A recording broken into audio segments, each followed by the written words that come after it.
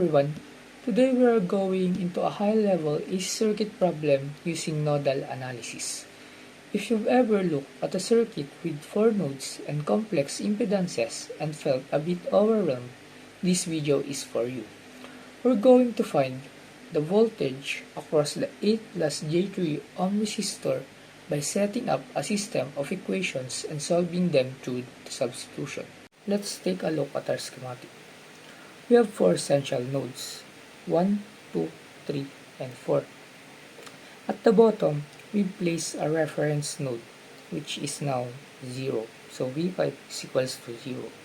This gives us 4 unknowns to find, which is V1, V2, V3, and V4. We also have 3 independent current sources.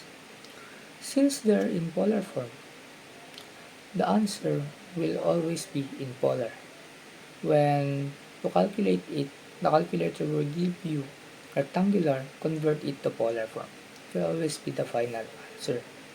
Next, we can now proceed to KCL, or using the Kirchhoff's current law. We know the sum of currents entering is equals to the sum of currents leaving. So since they are equal, we can now proceed at node 1. So let's check. At node 1, we have 2 angle 0 and D entering equals to the node leaving, which is A. So transpose it. We can now have A minus D, since it is transpose, will now become negative. A minus D is equals to 2 angle 0. That is the equation 1. After that, you can now proceed to node 2. Same as the node 1, node 2, currents entering, we have A and B. And also, its currents leaving is E plus 3 angle of 0. Transpose the letters on the left side. Now we have A plus B minus E is equals to 3 angle of 0. Now we have equation 2. Same goes the process through nodes 3 and node 4.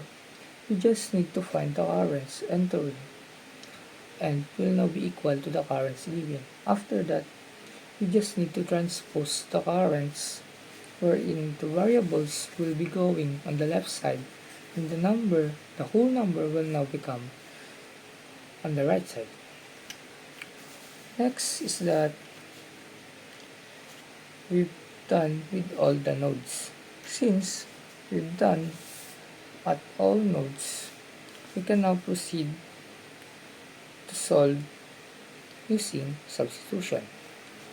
Since the using of substitution, we can have it by step. As you can see here, substitution takes a lot of time, but it is one of the way that we can solve nodal analysis. So the process takes, we started by isolating V1 from our first equation. We then cascaded this value down, plugging it into equation 2 to express V2 in terms of V3 and V4. We repeated this until we reduced the entire system down to a single equation for V4. And now we can have the V4. Since this requires a lot of patience and practice, we have nothing to do about it. Anyways, after performing the back substitution, we arrive at our node voltages. Our now calculated V4 is 33.542 angle of 178.54. Our V3 is 13.014 angle of negative 168.325. Our V2 is 20.736 angle of 71.667.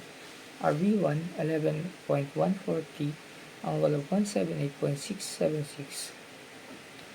We obtained this by substituting every volts that we get into equation wherein they needed that, so that we can arrive at the final answer.